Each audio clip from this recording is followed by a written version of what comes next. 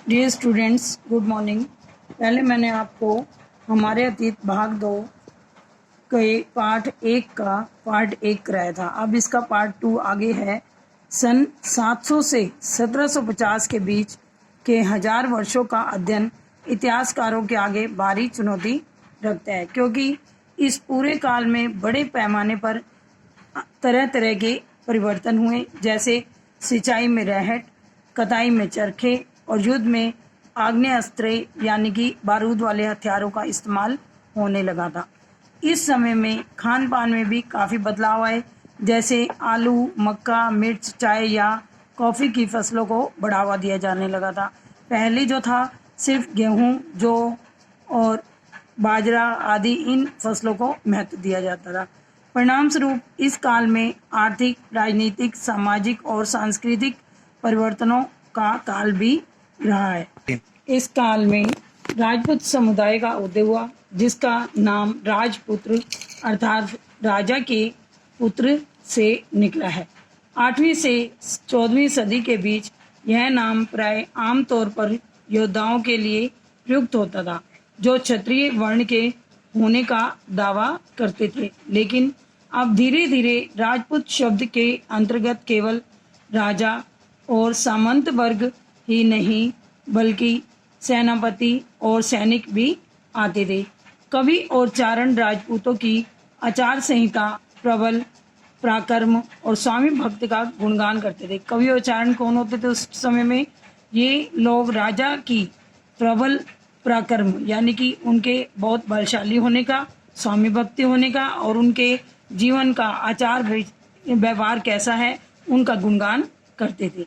राजनीतिक दृष्टि से महत्व हासिल करने के अवसरों का लाभ मराठा, सिख, जाट, अहोम और कायस्थ, जो कि लिपिक या मुंशी वर्ग का कार्य करते थे, वाली जातियों ने भी उठाया।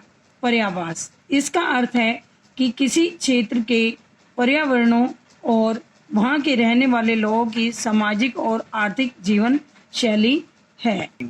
इस पूरे काल के दौरान क्रमशः जंगलों की कटाई करके खेतों का इलाका बढ़ता गया। कुछ वनवासी भी जमीन की जुताई करने का काम करने लगे और कृषक बन गए। इस दौरान क्या था कि जंगलों की कटाई होने लगी और खेती योग्य जो फसलें थी वो ज़्यादा उगाई जाने लगी, और साथ में जो लोग वनवासी वन में रहने वाले थे वो भी अब जमीन की जुताई करके कृषक कहलाने लगे। समाज में अंतर बढ़ने लगा, लोग जातियों और उपजातियों में बंट गए। उनकी पृष्ठभूमि और व्यवसाय के आधार पर उन्हें समाज में ऊंचा और नीचा दर्जा दिया गया था। अपने सदस्य के व्यवहार का नियंत्रण करने के लिए जातियां स्वयं अपने अपने नियम बनाती थी, और इन नियम का पालन जाति के बड़े बुजुर्गों की एक सभा करवाती थी, जिसे कुछ इलाकों में जाति पंचायत कहा जाता था। लेकिन जातियों को अपने निवास के गांवों के रिवाजों का पालन करना पड़ता था। इसके अलावा कई गांवों पर मुखियाओं का शासन होता था, और वे किसी राज्य की एक छोटी इकाई होते थे। जो मुखिया होते थे वो राज्य के अधीन रहकर यहाँ पर इनके ऊपर अपना शासन चलाते थे। क्षेत्र और साम्राज्य, चोल, तुगलक या मुगल जैसे बड़े बड़े राज्यों के अंतर्गत कई सारे क्षेत्र थे। दिल्ली के सुल्तान गयासुद्दीन बलबन, जो कि 1266 से 1287 तक रहे, की प्रशंसा में एक संस्कृत प्रशस्ति में एक विशाल साम्राज्य का शासक बताया गया, जो पूर्व में बंगाल से लेकर पश्चिम में अफगानिस्तान के गजिन तक फैला हुआ था, जिसमें संपूर्ण दक्षिण भारत भी आ जाता था। संस्कृत प्रशस्ति वो होती थी जिसमें एक पत्थर पे या शिला पे राजा की जितने भी मतलब कि वीरता के कार्य होते थे उनको सबको लिखा जाता था।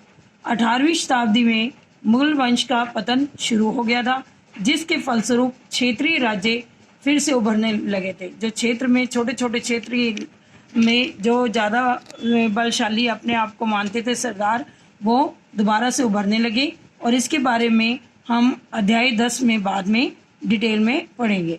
पुराने और नए धर्म, इन 1000 वर्षों के दौरान धार्मिक परंपराओं में भी बड़े परिवर्तन हुए। किसी दैविक तत्व में सामूहिक आस्था यानी धर्मपराय स्थानीय समुदाय के सामाजिक और आर्थिक संगठन से संबंधित होती थी। जैसे जैसे इन समुदायों का सामाजिक संसार बदलता गया, वैसे वैसे ही इनकी आस्था में भी परिवर्तन आया। आज जिसे हम हिंदू धर्म कहते हैं, उसमें भी इसी युग में महत्वपूर्ण बदलाव आए। नए देवी देवताओं की पूजा की जाने लगी। राजाओं द्वारा मंदिरों का निर्माण किया गया। समाज में पुरोहितों के रूप में ब्राह्मणों का बढ़ता महत्व तथा बढ़ती सत्ता और संस्कृत ग्रंथों के ज्ञान के कारण समाज में ब्राह्मणों का बड़ा आदर होता था और इनके संरक्षक नए नए शासक होते थे जो प्रतिष्ठा की चाह में रहते थे और इन संरक्षकों के होने से समाज में इनका दबदबा और भी बढ़ गया।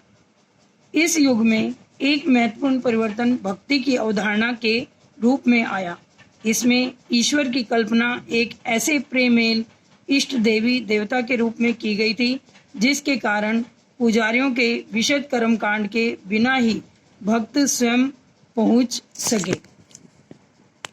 धन्यवाद।